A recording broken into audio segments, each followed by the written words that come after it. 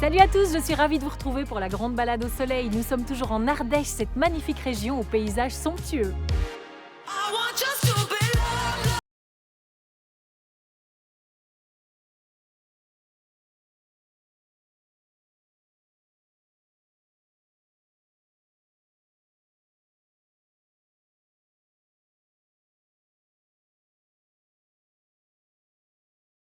Chez Serge, un enfant du pays. Bonjour Serge. Bonjour Sandrine. Bonjour, merci de m'accueillir chez vous. Bienvenue. Merci, dans votre camping Les Coudoulets. Il y a le vôtre bien sûr ici, mais il y en a plein d'autres dans la région. Ah oui, il y a 270 campings en Ardèche, de 20 emplacements jusqu'à 350. La moyenne des campings, c'est 100 emplacements. Quels sont les types de logements qu'on retrouve dans ces campings? Alors, vous avez des emplacements, tout d'abord, confort, avec juste une prise électrique et un point d'eau à proximité. Pour les tentes, les caravanes. Les caravanes, les camping-cars. Et après, maintenant, vous avez des emplacements privatifs avec le sanitaire sur l'emplacement. Et après, vous avez tous les systèmes de type logement locatif, avec aussi bien des tentes, des roulottes, des mobil-homes comme vous avez derrière moi, et des logements insolites. Alors là, c'est vide, évidemment, on le voit, hein, mais je sais que vous êtes dans les starting blocks pour la saison qui va démarrer. Quelles sont les activités que vous allez proposer à votre clientèle? Les activités, nous, on est en pleine nature. Donc, il y a la randonnée, le vélo, le VTT. Je sais que pour vous, Serge, le camping, c'est une histoire de famille, c'est pas la première génération. Et est-ce que ça se retrouve aussi dans votre clientèle? C'est-à-dire, est-ce que c'est de génération en génération que les gens viennent et reviennent? Oui, c'est exactement pareil. Nous avons démarré avec les grands-parents, puis maintenant, nous avons les parents. Et les petits-enfants. Eh ben, merci beaucoup Serge en tout cas et je vous souhaite plein de succès. Merci Sandrine et j'espère que vous serez émerveillés par l'Ardèche.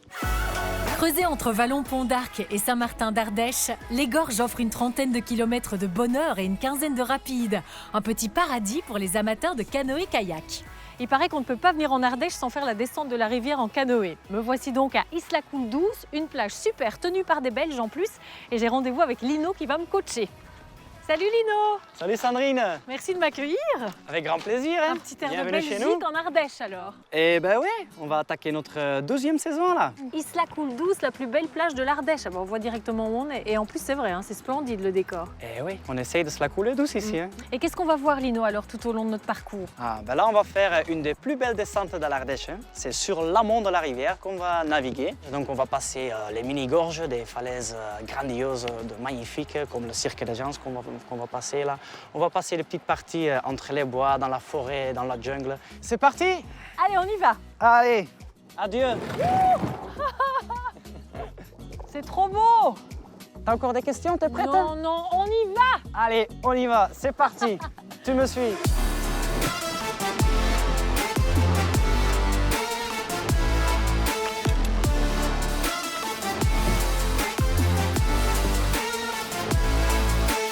Et pour la suite de ma découverte de cette région exceptionnelle, je prends de la hauteur, direction le belvédère de l'Eyrieux et son point de vue époustouflant.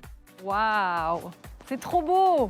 Ah bah oui, Quelle vue extraordinaire! ah bah c'est la vallée de l'Eyrieux. Ah là là, c'est majestueux. Hein. Bon, alors Marianne, donc ici, on est en Ardèche buissonnière, au centre de l'Ardèche. Qu'est-ce qu'il y a comme différence en termes de paysage et tout ça par rapport au sud et au nord? Par rapport à l'Ardèche du Sud, on est sur des paysages qui sont beaucoup plus verts. On est très loin ici des grands sites. On va vraiment être sur des petites pépites, sur des petits villages de caractère. On m'a dit qu'une bonne manière de découvrir la région, c'était de s'y balader à vélo. Ah oui, là on a 3 voies douces sur le territoire. Donc la première c'est la voie douce de la Paille qui est au départ de Privas. On a aussi la Via Rona qui elle est dans la vallée du Rhône. Hein. On peut la prendre au niveau de la Voulte-sur-Rhône. Et il y a également la Dolce Via, c'est celle qui passe juste au-dessous de nous, regarde. Elle c'est plus de 90 km de piste vélo. Donc de la Voulte-sur-Rhône jusqu'au Chélar, la Mastre ou Saint-Agrève. C'est marrant, ça me fait penser au Ravel, on appelle ça comme ça chez nous. Ce sont d'anciennes voies de chemin de fer qui ont été réaménagées en piste cyclable. C'est exactement ça ici. En fait, au milieu du 19e siècle, c'était le train qui passait ici. Puis il s'est arrêté dans les années 1960 et cette piste, cette ancienne ligne de chemin de fer a été reconvertie en voie douce, donc pour les cyclos, pour les piétons. Ensuite, toute la vallée de l'Eyrieux. L'Eyrieux, c'est la rivière, tu vois, qui passe là en bas. Donc là, elle est assez large, mais plus on va remonter, plus la rivière va se réduire. On est vraiment après dans les gorges, donc au milieu des rochers, on a des tunnels, des ponts. Et puis tout le long, on va avoir aussi beaucoup de bâtiments qui sont liés au travail de la soie. Parce que la vallée de l'Eyrieux, c'est une ancienne vallée moulinière. Du vélo à la locomotive à vapeur, il n'y a qu'un pas. Et c'est un retour dans le passé que je vous propose à présent, plus précisément un voyage de 130 ans en arrière.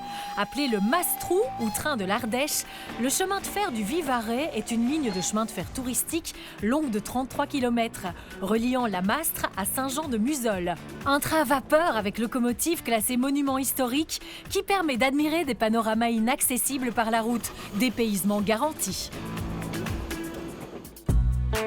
Et c'est à la frontière de l'Ardèche et de la Drôme que je décide de m'arrêter pour partir à la découverte d'un autre trésor de la région, le vin. Bonjour Christophe. Bonjour Sandrine. Où est-ce qu'on se trouve exactement? Alors nous sommes sur le Rhône, entre Tournon-sur-Rhône, qui est côté ardéchois, et Tain-l'Hermitage, côté drômois. Et alors on est entouré de vignes aussi. Toutes les vignes de Crozes-Hermitage qui entourent la colline de l'Hermitage. Et puis côté ardéchois, le berceau ici, il y a des vignes en terrasse derrière, magnifique, le berceau du Saint-Joseph. En gros, c'est de place to be pour les amateurs de vin. Mais il n'y a pas que ça à faire, il y a plein d'autres activités aussi. Il y a plein de choses. On a la chance d'avoir le passage de la Via Rona, ce parcours qui relie le Léman à la mer.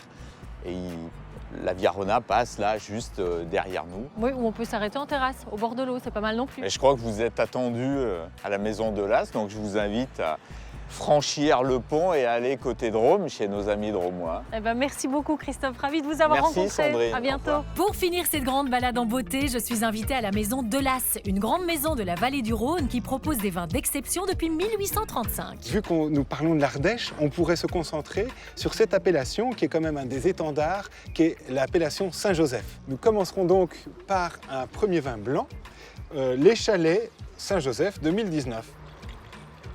Donc quelle est la particularité de ce vin alors? Dans ce cas ici, c'est un vin qui est plutôt frais, qui goûte vraiment ces arômes de fruits et c'est un vin parfait par exemple pour aller en apéritif. Vous voyez, il y a une belle larme aussi, c'est-à-dire que c'est un vin qui a vu le soleil. Excellent.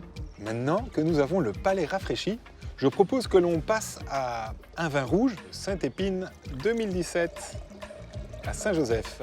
Santé, Sandrine. Avec plaisir.